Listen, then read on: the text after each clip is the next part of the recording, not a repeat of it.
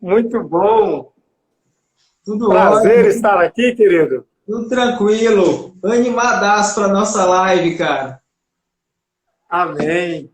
Queria muito falar desse tema e a pessoa certa era com você. Vamos ver se a gente dá conta, né? Vamos lá, vamos lá. Agradecer aqui o Ian Tavares, a Ana Paula, Matheus Lima, a galera tá entrando aí. Sejam todos bem-vindos.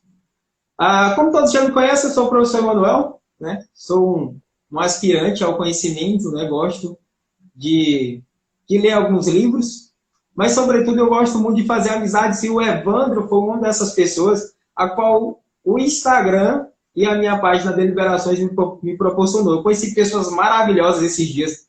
Eu conheci o Maicon Castro, que é um grande amigo meu, psicólogo de Teresina. Conheci a Dani Barradas, professora de literatura clássica. Conheci o professor Lucas, cara fantástico. E agora, aqui com o Evandro Santana, psicólogo, fundador do consultório Psique. Olha só, meu amigo Maicon Castro acabou de entrar, uma das pessoas que eu tive o prazer de conhecer, também psicólogo. Seja bem-vindo, Maicon. Meu amigo, é uma satisfação muito grande. Estou muito feliz de estar podendo falar contigo. Igualmente, o Instagram me proporcionou também ampliar as fronteiras das amizades e é muito bom conhecer a cada dia mais gente inteligente como o senhor. É um prazer estar aqui, viu? Muito agradecido pelo convite e pela proposta do tema. Agora é ver se a gente vai dar conta de falar sobre isso aqui hoje. Vamos lá. Então, pessoal, a proposta de antemão é que nós possamos aí refletir sobre o sentido da vida, sobretudo é um psicólogo chamado Viktor Frankl. De antemão, a gente deixa claro que não tem como esgotar a tratativa do sentido da vida, porque aí a gente teria que esgotar também o que é a vida, que é uma das grandes questões filosóficas recorrente entre os poetas, filósofos e romancistas no decorrer da história. Então, eu acredito que uma live de 1 hora não vai dar para a gente esgotar isso, mas a proposta é que nós possamos refletir, né, no campo filosófico, também no campo da psicologia, da psique humana, o sentido da vida e também tratar aí, né, por que não dizer, aqui um neologismo do Viktor Frankl, das doenças noogênicas, né, doenças do espírito. Então, para a gente poder entender aí como que a gente pode entender e encontrar esse sentido. Beleza? Então, sejam todos bem-vindos. De antemão, acho que a gente pode falar um pouco da vida do Franklin, não é isso? Sim, sim. Falar sobre o propósito da vida, né, Emanuel, é uma questão delicada porque vai depender da pessoa, da história da pessoa. E, pô, por que falar do Viktor Frankl? Já vou dar uma dica aqui. Primeiro, nós precisamos, para encontrar o nosso sentido de vida, nós precisamos ter bons exemplos. E uma vez que falta-se exemplo em nossa esfera, do nosso meio, da nossa realidade, por que não buscar os grandes exemplos na história da humanidade? E Viktor Frankl é esta persona, é esta pessoa que representa e tem, como se diz, propriedade para defender esse tema. Por quê? Perfeito. A teoria de Viktor Frankl é uma teoria construída e tirada da realidade. Toda boa teoria, ela sai da realidade e não o contrário. Né? Perfeito. Teorias vazias, como diz o Olavo de Carvalho, né? Construída num escritório luxuoso de Viena, não é boa teoria. Passa de uma paralaxe cognitiva. Pois é. Então, vamos lá, pessoal. Agradeço aí a presença de todos. Vamos começar. Então, Viktor Frankl é um grande homem que deve ser seguido como exemplo, uma vez, se alguma vez falta esse exemplo em nossa realidade. E eu acho que nós devemos começar por aqui, Emanuel. Tem uma passagem real na história do Viktor Frankl, que é o seguinte: Você vai encontrar essa passagem aqui. O que não está escrito nos meus livros, é ele mesmo falando, é uma autobiografia, e ele relata o seguinte, que aos 27 anos de idade, aliás, aos 23 anos de idade, ele já tinha um certo desejo de exercitar a medicina nos Estados Unidos. Minto, desculpa. Aos 18 anos de idade, ele já tinha o desejo de exercitar a medicina nos Estados Unidos, então ele pediu um visto. E ele esperou por esse visto. Por 8 anos, algo aproximadamente, e esse visto não via. É um visto pessoal, individual. E esse visto chega aos 23 anos de idade.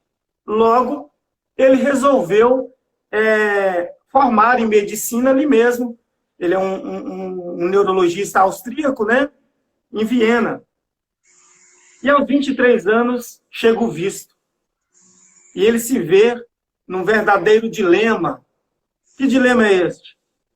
Esse visto chega em plena Segunda Guerra Mundial, a Grande Guerra, e os pais velhos, e ele na condição de judeu, ele se pergunta o que fazer, uma vez que ele tem a grande oportunidade de sair ali e seguir para os Estados Unidos, seu grande sonho, e agora ele está barrado por um dilema. Então ele dá uma volta no quarteirão triste, naquele momento em que só um comunicado do próprio Deus para salvá-lo, que ele está diante de uma grande oportunidade em ir para os Estados Unidos, oportunidade essa que ele tanto esperou, mas ao mesmo tempo está na condição dos pais velhos, e ele na condição de judeu. Se ele vai sozinho, mas os pais podem ficar e ser preso pela Grande Guerra, porque eles são judeus. E ele dá uma volta no quarteirão, nas redondezas das casas ali, do bairro dele, triste, refletindo. E ele, quando chega em casa, volta triste sobre o que fazer, sobre que rumo tomar na vida. Entrando dentro de casa, ele depara-se com o pai, lustrando uma placa de mármore. E ele pergunta, pai, onde o senhor arrumou essas placas? E o pai ali, numa sinagoga que pegou fogo.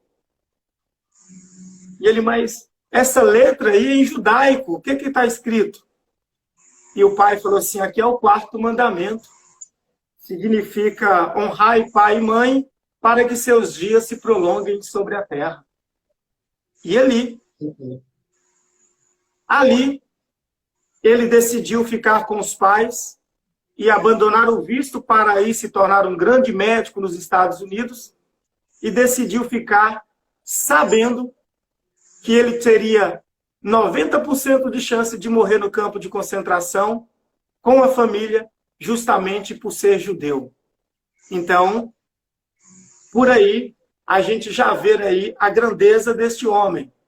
Tá? A gente vai extrair aí essa tratativa do sentido da vida, sobretudo naquilo que o Viktor Frankl viveu, naquilo que ele experimentou, naquilo que ele passou. Não são coisas que ele tirou da cabeça dele, né? Não são coisas que ele inventou.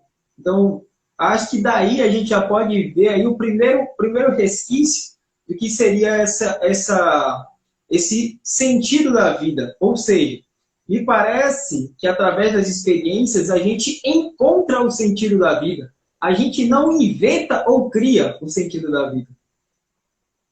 Isso. Não é inventado. Não dá para você criar um sentido na vida dizendo assim, eu vou ser feliz. Não dá para você criar um sentido da vida dizendo para si, eu quero ser importante. Porque são perspectivas ou ideais abstratos. não tem uma conotação na realidade. E o Viktor Frankl ele diz o seguinte: o homem pode suportar tudo, menos a falta de sentido da vida. Perfeito. E como que o Viktor Frankl percebe isso? No campo de concentração, ele passou por 4, eu lembro aqui só de 2, o Auschwitz e Dachau. Ele tem uma cena, isso é importante, tá, Emanuel? Ele está no campo de concentração como médico e ele lá tem uma condição. A cada 3 semanas de serviços forçados, você ganha 12 cigarros. Esta é a moeda de troca dentro do campo de concentração. Veja bem. E o primeiro serviço do Viktor Frankl era cavar um túnel com um balde, uma picareta e uma pá. A cada 3 semanas desses trabalhos forçados, você ganha 12 cigarros. E esses cigarros servem para você como moeda de troca. Você troca a troco de um papelão, você troca a troco de uma batata, uma sopa aguada, um pedaço de arame para amarrar as botinas que eles pegavam de mortos, que não tinham cadarços. E veja bem, o Viktor Frankl ali, dentro desta miséria humana, ele percebe que as pessoas que começavam a fumar seus cigarros compulsivamente não duravam 48 horas, 2 dias. Elas morriam. E ele começa a notar em pedaços de papéis, em cotocos de lápis, o porquê daquilo. Ele começa a se perguntar aquilo. Por que essas pessoas morrem e começam compulsivamente a fumar seus cigarros? E aí, ele, com o tempo, ficou 3 anos no campo de concentração. Nesses 3 anos, ele descobriu que é porque as pessoas perdiam o propósito da vida. Aquelas pessoas que não tinham por que mais viver, não tinha alguém a quem amar, não tinha um projeto a construir, perdiam a esperança e começavam a consumir-se com os seus cigarros, que era a moeda de troca e de sobrevivência daquele lugar. Então, ele cita a máxima de Nietzsche, que diz o seguinte: quem tem um porquê viver, suporta todo como. Então, à medida que as pessoas começavam a consumir de cigarro, eles perdiam a esperança ou o propósito de vida. Então, por que é importante ter um propósito de vida? Porque se você não tem um propósito de vida, você vai morrer, sucumbir, entrar num estado de entropia existencial, porque você não tem um motivo para manter essa jornada tão árdua que se chama de vida. Perfeito, meu amigo. Eu queria aqui elencar alguns comentadores do Viktor Frankl. Diz que ele se destaca por 3 características daquilo que a gente pode medir o ser humano, né? E nisso você acabou de falar, acho que se encaixa perfeitamente, né? A primeira categoria seria a inteligência. O Frankl era um cara notável, não é isso? A segunda era a coragem por tudo que ele passou no centro de concentração. E a terceira, que para mim talvez seja a mais importante, era a capacidade que o Viktor Frankl tinha de amar o próximo, de se preocupar com o próximo, de se doar ao próximo. Não é à toa, né, que ele era psicólogo, né, que ele é responsável por cuidar da psique humana, né, de cuidar da saúde mental dos outros. E nisso eu acho interessante, porque essa ideia de amar o próximo significa que ele está olhando para algo além e maior do que ele mesmo. Ele se percebe como participante de um conjunto onde tem outras pessoas e que essas outras pessoas precisam de ajuda. E ele, ao enxergar o que elas não enxergam, ele se coloca a ajudá-las. Tanto é que há algumas frases atribuídas a ele que ele fala: o sentido da minha vida é fazer com que as outras pessoas encontrem seu sentido. Né? Ou seja, ele é alguém que não está fechado em si mesmo, é alguém que não está isolado em si mesmo. Então, eu acho que essa terceira categoria de amar o próximo é muito interessante. E aí a gente pensa, um cara que viveu quase 3 anos no centro de concentração, vivendo sobre situações sobre-humanas. Né? A gente pode até tecer uma imaginação do que seria o centro de concentração baseado na literatura, mas a gente jamais vai ter, né, a experiência empírica, apenas imagética, do que ele sofreu. E a gente para pensar, quando os que não tinham propósito, como você bem falou, aqueles que não tinham um sentido de vida, algo que transcendesse eles mesmos, eram os primeiros a se desvair nas primeiras dificuldades. E é interessante a gente parar nisso, porque se a gente for fazer uma aplicação hoje, eu fico pensando em uma pessoa que estivesse no centro de concentração nazista, que fosse apenas um beberrão, um mulherengo, e o Viktor Frankl, no centro de concentração, ele podia pensar na esposa dele, que ele chamava de bem-amada. Ele evocava a todo momento as imagens da mulher dele, a esposa dele, que ele amava. E eu imagino um cara que era um beberrão de mulher no centro de concentração, pensando, poxa, quem lá fora vai sentir a minha falta? Ou, melhor, eu sinto a falta de quem? Porque eu sempre olhei para outras pessoas como outro objeto e não como algo em si mesmo, como algo além. Eu sempre me aproximei das pessoas por interesse. Então, essa pessoa seria uma das primeiras a se desvair no centro de concentração. Porque é uma pessoa que a gente pode chamar de materialista, utilitarista, pragmatista, né? Que satisfaz apenas suas necessidades ali e pronto. E o Frankl, né, ele vai ter uma citação que eu acho show de bola, quando ele fala assim, a verdade de que o amor é o derradeiro e mais alto objetivo que o homem pode aspirar. A salvação do homem é através do amor e no amor. É aqui onde ele vai falar de quando ele estava no centro de concentração, que ele conseguia evocar imagens, né, da sua esposa. E ele tinha aquele afago, aquele interesse de reencontrar a sua esposa, né? E isso era uma das coisas que fazia com que ele subsistisse lá dentro. Além da sua fé, além da sua vocação, que ele já tinha em mente a sua vocação, e além, né, sobretudo, a sua esposa.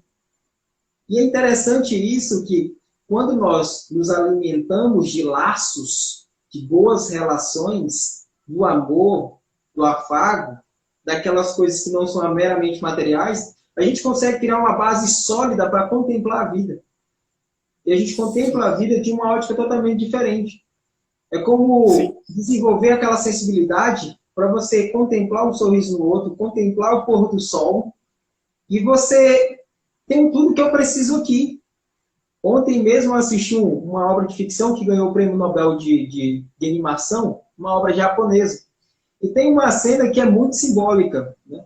Que é uma das personagens com a mão cheia de ouro, vai entregar o ouro para Chihiro, que é a personagem principal da animação, e ela fala assim, eu não preciso disso, isso é muito, eu não preciso de tudo isso. Então a gente começa a perceber aí que o muito materialmente é quase nada comparado àquilo que nós precisamos alimentar, né? Aquilo que nós precisamos do espírito. E aí é onde entra o conceito de doenças noogênicas do Viktor Frankl. Foi onde ele percebeu que aquelas pessoas que se pautam apenas necessidades materiais, elas cometem um erro muito grande. Porque as doenças psíquicas noogênicas, ou do espírito, né, digamos assim, e aí é onde ele diz, né, olha, o ser humano pode superar muita coisa, menos a falta de sentido. Sim. Grato aí o Juniel pelo comentário, o Maicon. E o André Cenas. O André Cenas fez uma pergunta aí, que foi a seguinte: se poderíamos considerar o Frankl como altruísta. O altruísmo é se colocar no lugar do outro, né? Não sei se caberia, mas eu vou tentar responder de outra forma, André. Creio que é esse, André Cenas. O Viktor Frankl, ele até, em alguma de suas obras, ele cita o Karl Jaspers, que diz o seguinte: um ser humano só se torna ser humano pela entrega ao outro. Então aqui já fica o primeiro toque para quem está perdido na sua orientação no mundo. Se você tem dificuldade de servir o próximo, você é um cara que vai sucumbir na sua existência. O senhor vai ser uma pessoa falida. E alto lá, não estou dizendo servir o próximo, entregar chazinho no hospital, não. Porque tem muita gente que vai levar chazinho no hospital e não conversa com pai e mãe. É o próximo mesmo. É o que está ao seu lado precisando do seu apoio. Então, esse é o primeiro propósito, é servir. Se você tem dificuldade de servir, por quê? O sentido da vida, assim como o amor ao próximo, é de dentro para fora. Não é essa sociedade egoísta na qual primeiro eu, segundo eu, terceiro eu. Não, essas pessoas estão falidas, elas são narcisistas. E toda pessoa narcisista, ela está encerrada fora de si mesma, ou encerrada dentro de si mesma, a ponto de não enxergar um palmo do seu nariz, e vão se tornar essas pessoas vitimientas, frágeis, porque ela não sabe servir. Lembrando que servir é a pré-condição de fortalecer a sua personalidade. Então, toda pessoa que tem dificuldade de servir, ela é uma pessoa por natureza, aliás, não por natureza, ela é fraca porque ela está agindo contra a sua natureza. Eu diria que é da natureza do homem servir, ajudar. Então, essa é a condição. Só que esse homem, para servir, é o que Viktor Frankl fez, ele tinha um motivo para persistir ali, que era a mulher, como o senhor falou, escrever as suas obras. Então, tendo esse motivo, faz com que eu tenha força para auxiliar alguém. Porque uma pessoa que não tem um motivo, até porque, para você ter um motivo, esse motivo ele tem que ser transcendental, ou seja, tem que transcender a sua pessoa, ir além de si. Então, se você não tem um propósito que vai além de si mesmo, você está falido. Então, você não tem condições de ajudar alguém. Então, até porque quando você nega servir o mundo, você entra nessa falência que o Viktor Frankl fala que não é só um problema psicológico ou físico. Você entra nessa doença do espírito, que é a neurose noogênica. Nous, creio que vem do latim ou do grego, me corrija ali, que significa espírito. Tá? E aí, ele vai dizer, ele vai criar a logoterapia, que significa terapia do sentido, ou a terapia do discurso. E o que é a logoterapia? É o seguinte, é um conjunto de esquemas lógicos usado para desmontar os subterfúgios com que a mente doentia procura iludir a questão decisiva a buscar o sentido. Então, calma lá. O que é isso? A mente doentia que usa subterfúgios, desculpas para fugir de suas responsabilidades. Então, querer ser alguém é muito abstrato. Então, você tem que fazer uma pergunta. Você quer ser alguém em quê? Às vezes, você quer ser astronauta, mas o senhor é um gari e tem uma família para cuidar. Então, o simples fato de você se submeter à condição de aceitar a sua condição de gari e entender que o propósito maior da sua vida é servir o senso de dever, que é sustentar a sua família, Perfeito. Aí sim você começa a encontrar o horizonte da sua vida. Por quê? Porque no momento que você se coloca na condição de subserviência ao dever, aquilo te fortalece e você se torna pessoa.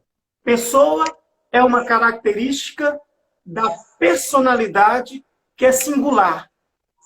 E aí, né, ser um astronauta é muito fácil. Qualquer um pode. Agora,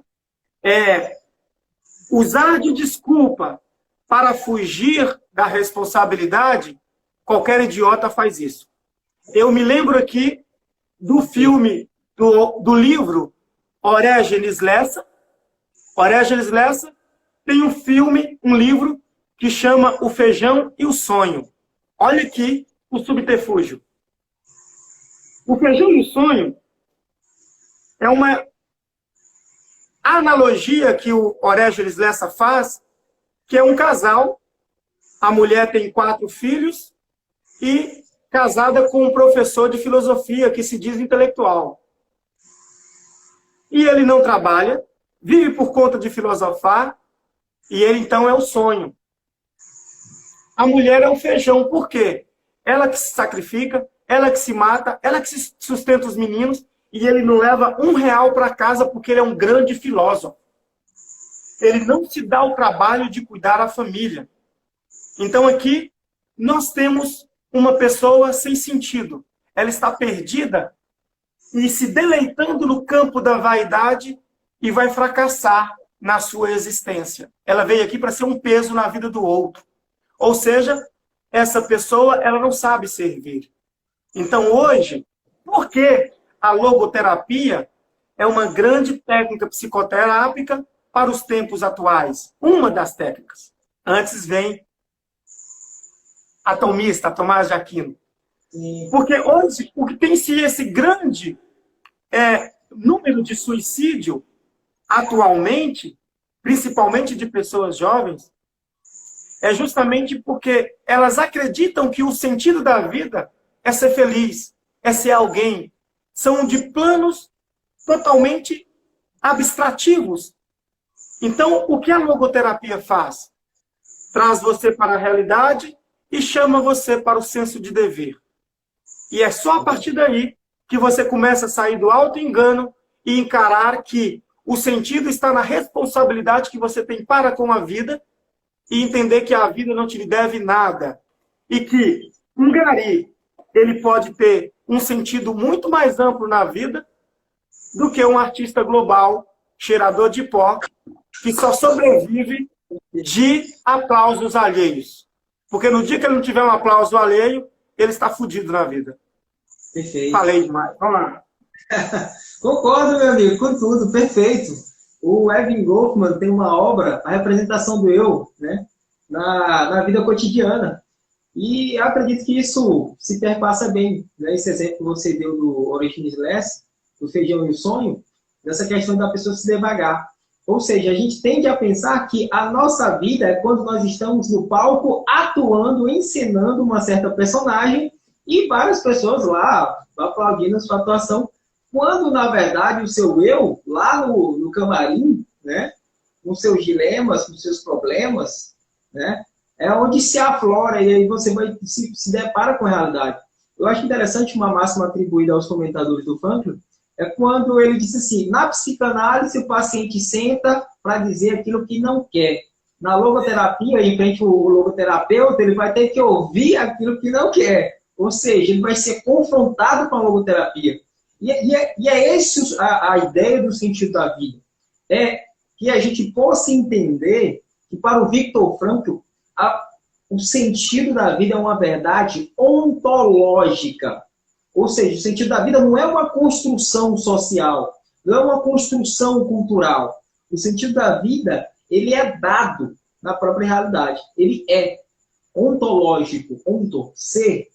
E a gente tem que descobrir esse sentido e não criar esse sentido, como o filósofo lá que estava lá, não, eu sou um grande filósofo, queria lá na cabeça dele um completamente descolado da realidade e fica lá. Não, porque eu sou isso, porque eu sou aquilo, eu sou um grande filósofo, isso, aquilo, outro. Meu amigo, tem o senso de dever, né? Tenha o senso de dever, seja homem, né?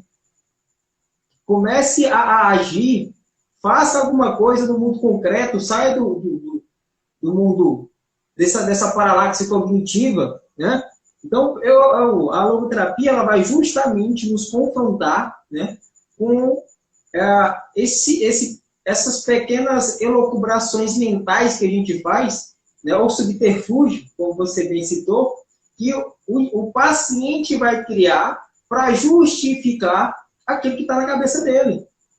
Né? E aí, bem no início, quando você contou de toda a experiência do Viktor Frankl no campo de concentração, eu me arremeto ao Aristóteles na obra De Anima, né, da alma, onde ele fala que todo conhecimento vem pela percepção, vem pelos sentidos. Né? Então, passa pelos sentidos. E aí a gente começa, né, o processo de intelecção. Então, acontece que, devido a esse descolamento da realidade, as pessoas começam a criar mundos de fantasia. Então, acho que a primeira coisa para que a gente possa encontrar o sentido da vida é enfrentar a vida como ela é. Sim. É ser a realidade. É ter um senso de dever. E um amigo tinha perguntado se o Viktor Frankl era bem altruísta, né? E aqui bem eu tinha citado uma das 3 qualidades louváveis, que se você um dia for querer medir um ser humano, né? For medir o homem, quando eu falo homem, eu falo um ser humano em geral, seria a inteligência, né? A coragem e o amor ao próximo. E essa terceira qualidade, amor ao próximo, nos arremete ao altruísmo que sim, o Viktor Frankl teve. Olha o legado que ele deixou para nós. Olha o legado que ele deixou para nós. Ele deixou uma vasta produção que até hoje ajuda milhares e milhares de pessoas. Então, eu digo que altruísta, sim, tinha um senso de dever? Sim. Agora, o mais interessante é que, ao contrário do filósofo que ficava no quarto lá na escrivania, criando suas teorias a partir do vento, o Viktor Frankl, ele viveu, ele passou por cada dilema que ele está dizendo para você. Ele não criou na cabeça dele e foi dizer para vocês, não. Ele passou por aquilo ali. E ele está te dizendo, olha, é o seguinte, é assim, e a gente tem que enfrentar de frente a situação. Beleza? Tem outras perguntas aí também estou falando demais, Sim. eu falei. Tá ótimo, tá ótimo. Olha, querido, tem 2 colocações aí. Se o senhor puder voltar às 2 perguntas anteriores aí, que eu perdi, acho que foi o Júnior, que fala sobre bens materiais. Acho que o sentido da vida está na construção de uma carreira e bens materiais. Isso. Sim, e o outro sobre o Instagram. Tem aqui uma do Ian, isso é bem exemplificado aqui mesmo no Instagram. Pessoas ensinando uma falsa felicidade a cada público. Perfeito. Vou responder assim, refletir sobre essas 2 colocações muito bacana. Agradeço, meninos, pela participação.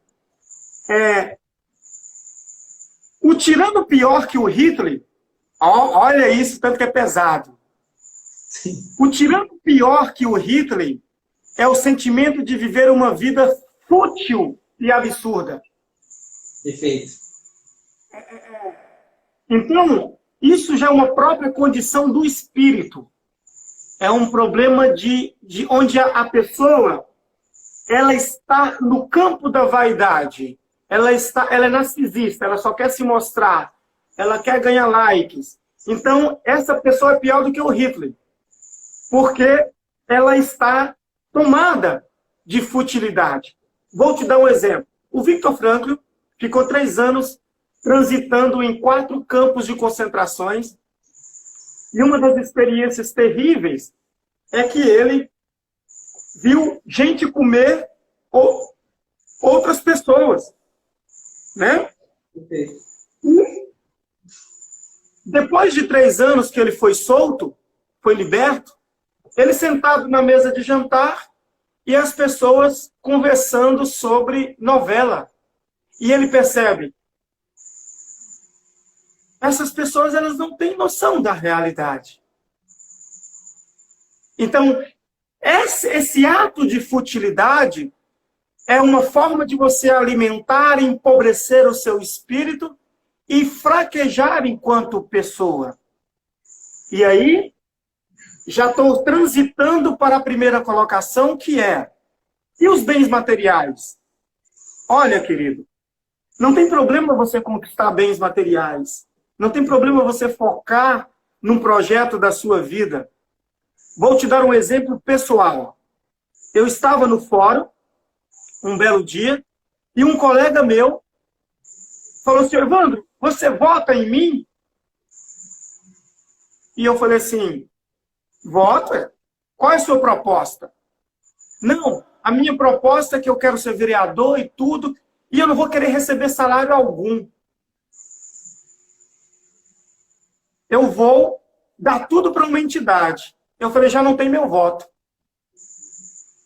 Por que não? Se eu sou, por exemplo, um cara que adora arte, eu sou vereador, tá? E preciso instaurar e melhorar a cultura da minha cidade, certo? Se não é meu salário, como é que eu vou viajar aqui em Belo Horizonte, 230 quilômetros, para assistir uma peça de teatro do Palácio das Artes e me aperfeiçoar enquanto pessoa para oferecer arte para a minha cidade? Perfeito. Então, veja bem, senhor, não tem problema você valorizar o bem material, porque, como diz Tomás de Aquino, não existe ação física. A alma, ela é incapaz de agir sem o corpo. Então, o meu trabalho, a minha relação com o mundo material, é uma escada para o aperfeiçoamento e a estruturação da minha alma, da minha psique. Então, eu preciso do corpo. Logo, eu, Evandro, preciso investir em livros caros para auxiliar os meus pacientes. E se não é o dinheiro, eu não consigo isso. Então, qual é o propósito de você investir nas suas conquistas materiais? Então, você precisa colocar um valor transcendental no seu fazer. Por quê? Se o senhor for investir num trabalho puramente material para ganhar money e curtir berita em Fernão de Noronha, água de coco e praia, é claro que o senhor vai falir. Claro que a praia nos ajuda, mas não nos acrescenta enquanto ser. É um momento de lazer. Mas se todo o seu projeto de vida é ganhar dinheiro para pegar mulher boa, está encerrado na existência. Você é um peso morto sobre a terra. Perfeito. Está clara a diferença? Claríssimo. Né? Okay. O sublime é a futilidade, né? Se os bens materiais for um fim em si mesmo, é uma futilidade. Agora, se você utiliza os bens materiais para coisas transcendentais, para coisas que transcendem você mesmo, então você vai estar fazendo algo louvável, né? Algo doce, algo sublime, né? Então, não há problema nenhum os bens materiais. O problema é quando você começa a viver em prol disso. Porque aí a gente esquece que a gente também é espírito, a gente também é alma, a gente não é só carne. Então, quando a gente vive apenas por os bens materiais, a gente esquece daquilo que é o principal. Daquele que é o motorista do veículo do nosso corpo, desse corpo aqui material, dessa carne, que é o nosso espírito, a nossa alma. O Macbeth, né, na obra de Shakespeare, eu li um comentário do crítico literário canadense, o Norton Fry, que diz o seguinte: quando a gente lê o Macbeth, por exemplo, a gente não lê o Macbeth para saber literatura escocesa. A gente lê para saber o que, é que se passa na cabeça de um homem que ganha o mundo inteiro em troca da sua alma. Então, é isso. É ganhar muito dinheiro, ir para a praia e pronto, e acabou. Até é típico da mentalidade totalitária, vai fazer que nem o Thanos, nos Vingadores. Não, qual o seu propósito, Thanos? É eliminar 50% da população. E depois, o que você vai fazer? Vou sentar e olhar para o sol. Sim. É isso. Sim. Sabe? Muito fútil. Muito fútil. É o Jean Willis, né? Perguntou para o Jean Willis: se o mundo acabar amanhã, o que você faz? Ah, eu vou dar até morrer. Perfeito. É um exemplo. Vou usar droga até morrer. Perfeito. Tem 2 pontos aqui, Evandro. Desculpa aí. É interessante a gente discutir. Não, perfeito. Alguém que não pensou na família, simplesmente pensou, né, de uma forma hedonista, de satisfazer os próprios desejos, né, não pensou nas outras pessoas. Então, não tem, né, uma noção de serviço. Né? Mas 2 pontos que eu quero tocar aqui, que eu acho interessante, pessoal, é a questão do do Viktor Frankl, quando ele vai dividir, né, a decisão pessoal e os fatos em torno, né? São dois pontos interessantes para a gente tocar, porque o Viktor Frankl, antes de adentrar no centro de concentração nazista, ele tinha tomado uma decisão, né? Ele tinha tomado a decisão de não deixar a alma dele se abalar pelo aquilo que ele iria passar lá, né? Ele ia tentar, ele tomou a decisão de manter essa alma dele íntegra e não também se abalar pelos carrascos do corpo, pela a alimentação que, se tivesse, era horrível, né? Com certeza era horrível, tortura e várias outras coisas. Então, esse é o ponto da logoterapia que eu acho interessantíssimo. Eu vou tentar exemplificar com o próprio exemplo do Frankl, né? Quando um paciente chega na clínica dele e esse paciente está arrasado, né? Porque ele perdeu a sua esposa, o amor da sua vida, né? E ele chega pro Frankl, né? Pro terapeuta, e, cara, eu não sei o que eu vou fazer da minha vida porque eu perdi a minha esposa é o amor da minha vida, né? Era o meu bem amado, o que eu vou fazer? E inteligentemente, o logoterapeuta, né, faria a seguinte pergunta: se fosse ao contrário, a sua esposa estaria sentindo a dor que você está sentindo. Como você acha que ela iria estar? Ele, nossa, ela iria estar mal. Ela está sentindo essa dor na alma que eu estou sentindo. E aí ele para e pensa: não quero que ela sinta isso. Olha isso, eu não quero que ela sinta isso. Eu prefiro estar sentindo isso, né? Eu prefiro estar sentindo. E eu entendo agora. Então o logoterapeuta faz com que ele se confronte e perceba: tipo, olha, eu não queria que ela estivesse sofrendo assim. Né? Então ele já começa a pensar aí, né? Se confrontar com a realidade e ver que a realidade está lá. Ele não pode criar um subterfúgio mental para tentar aludir isso aí, porque está na realidade, não dá. Ele vai fechar os olhos, abrir, a esposa dele vai estar lá. Né? Sim. Então, Isso é muito bom, Emanuel. E você já está dando doses aí da técnica terapêutica do Viktor Frankl, da logoterapia, que é ressignificar, muitas vezes, o seu sofrimento. Então, quando o marido fala assim, se eu tivesse morrido e ela tivesse ficado, ela ia estar sofrendo muito. Então, eu ter ficado, poupei ela desse sofrimento em vida. Então, ele ressignifica ali. E tanto que esse paciente, ele levanta, fica surpreso, né? Aperta a mão do Viktor Frankl, agradece, vai embora. E depois, satisfeito, elaborado, né? Digamos assim. Eu já quero aproveitar o ensejo e trazer algo aqui muito pertinente, que as pessoas ficam indecisas. E aí? Eu tenho parentes que falam de suicídio. Eu converso ou não? Uma das técnicas de Viktor Frankl, ela é perguntar para a pessoa: se sua vida está ruim, por que você não se mata? Era uma pergunta, um confrontamento. E a pessoa falava assim: eu não me mato porque eu tenho isso e tenho aquilo. Então, você, a partir dessa pergunta, você já começa a mostrar para essa pessoa quais são os seus propósitos e por que ela deve persistir na vida. Mas aí vocês me perguntam assim: Evandro, mas eu tenho pessoas que estão pensando ou tentando cometer suicídio. E aí, o Viktor Frankl também tem uma resposta para isso. Para você que tem alguém que está tentando, para você que tem alguém que já tentou e está preocupado, é importante você perguntar assim: vai tentar de novo? Não pergunta o porquê ela fez isso, que muitas vezes ela nem sabe. Isso é técnica do Viktor Frankl. Vai tentar de novo? A pessoa vai falar assim: não.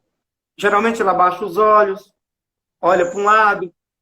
Não vai tentar? Por quê? Você faz essa segunda pergunta complementar. Não vai tentar? Por quê? E a pessoa assim: por que não? Essa pessoa ela tem puxando 80% de chance de tentar o ato. Então você deve vigiar essa pessoa. Agora, Se essa pessoa falar assim, você perguntar, não vai tentar por quê? Ela vai dizer assim, não, porque foi uma burrada, minha família, eu fui um egoísta, eu tenho minha família para cuidar, eu tenho uma criança de 2 anos. Meu Deus do céu, por que eu não pensei nessa criança de 2 anos? Eu tenho minha mulher que depende de mim. Como eu fui um filho da puta? Quando essa pessoa apresenta propósitos substanciais pelo qual ela não vai tentar novamente, fique tranquilo que essa pessoa está instaurada na realidade. Né? Uma pessoa perguntou aí, gente, minha tristeza é que poucas pessoas se interessam por esses assuntos.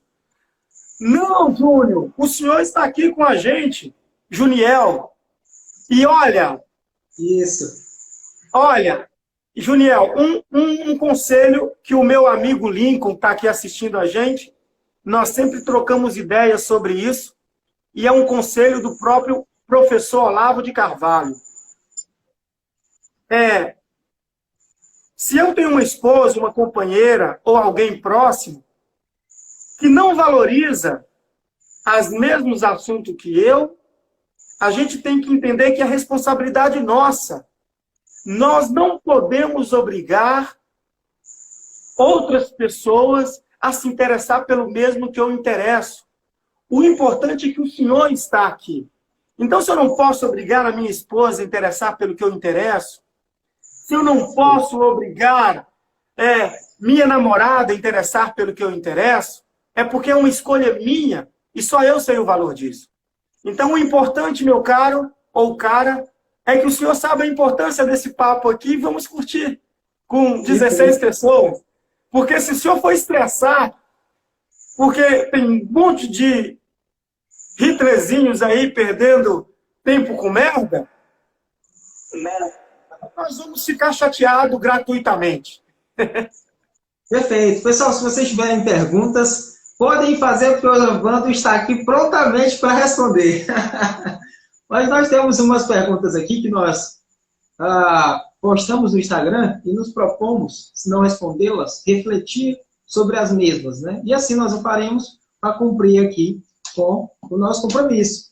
E a primeira pergunta é, Evandro, já para alguém perguntar para você, o que devo fazer da minha vida? Ok. O que você está fazendo, né? Nesse exato momento? O que você está fazendo hoje, além de olhar para o seu próprio umbigo? Né? Então, é importante para encontrar o propósito, eu perguntar, o que eu estou fazendo hoje? A que tipo de vida vai me levar? Em que condição de vida eu estarei daqui 5, 10 anos? Tá? Se você não tem um propósito, eu sugiro que, mesmo que não seja um propósito substancial ainda, pergunte para si mesmo agora, coloque aí 3 propósitos. Um de curto prazo, um de médio prazo e um de longo prazo. Suponhamos que o curto prazo é até 6 meses. Um médio prazo, 1 ano e meio. Longo prazo, 5 anos. Porque você compra um fogão à prestação até 3, dependendo do valor. Então, o que acontece? E aí, se colocou essa condição, as atitudes que eu estou tomando hoje estão sendo pró ou contra eu realizar esses objetivos, mesmo que eles ainda não tenham nada a ver comigo. Tá? Uma característica é o que Viktor Frankl ele diz o seguinte, veja bem, o Viktor Frankl ele suspendeu o desejo dele de ir para os Estados Unidos para ficar. Então, vou dar um exemplo pessoal. Eu queria fazer filosofia. Eu tinha um propósito de fazer filosofia. Aí passei, não abri o turma, frustrado, vou fazer o que tem, psicologia. Nunca quis clinicar. Não foi meu desejo clinicar. Então, eu arquei com a consequência. O Ortega y Gasset diz, né? Eu e minha circunstância. A forma como eu lido com a minha circunstância determinam o real destino da minha pessoa. Então, veja bem, se eu tenho um impedimento, eu recuo, o que ele está dizendo? Metade da sua vida é você que escolhe. A outra metade é a circunstância que se impõe. Se você foge da sua circunstância, o seu futuro está mais próximo do fracasso do que você tentou. Se você aceita a circunstância, se você tem mais condições de acordar com ela, então você provavelmente se tornará mais próximo daquilo que você almejou. Por exemplo, não passei, só passaram 7, não abri o turno, eu frustrado fui fazer psicologia. Fiz psicologia, fiz bem, me entreguei aquilo. Depois que eu me formei em psicologia, eu encontrei Olavo de Carvalho. E aí, eu fui fazer filosofia melhor do que eu tivesse feito outrora. Então, veja bem, eu não recuei. Eu fiz o que estava ao meu alcance fazer. Então, essa é a circunstância que Ortega y Gasset fala. Aceite sua circunstância. Então, quando a pessoa finge que está perdida, ela vai fracassar. Quando ela finge que não está perdida, ela vai fracassar. Então, essa é a filosofia dos náufragos de Ortega y Gasset, invadindo aqui Vitor Franco. Tá? Que é o quê? O simples fato de você reconhecer a sua condição de perdido já é um grande passo para encontrar o caminho. Então tem muita gente que fica dando cabeçada, negando que está fudido. E é justamente aqui que ele vai se perder. Perfeito. Negação da realidade, não é isso? Pessoal, se vocês tiverem mais perguntas, podem efetuá-las. Mas de antemão, fazendo um apanhado, até então a logoterapia ela se propõe a confrontar cada um de nós, sobretudo com a realidade.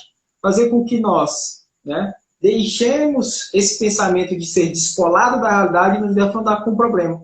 Como o Evandro bem falou, se você ficar negando para você mesmo que você é um FU,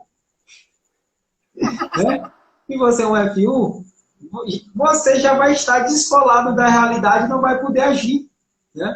Então, o que eu acho brilhante na logoterapia é essa ideia de que, às vezes, entra muito a questão do vitimismo, Evandro. As pessoas, mas é por isso, mas é porque aquilo. Se tinha alguém que poderia ser vitimista, o nome desse cara chama-se Viktor Frankl.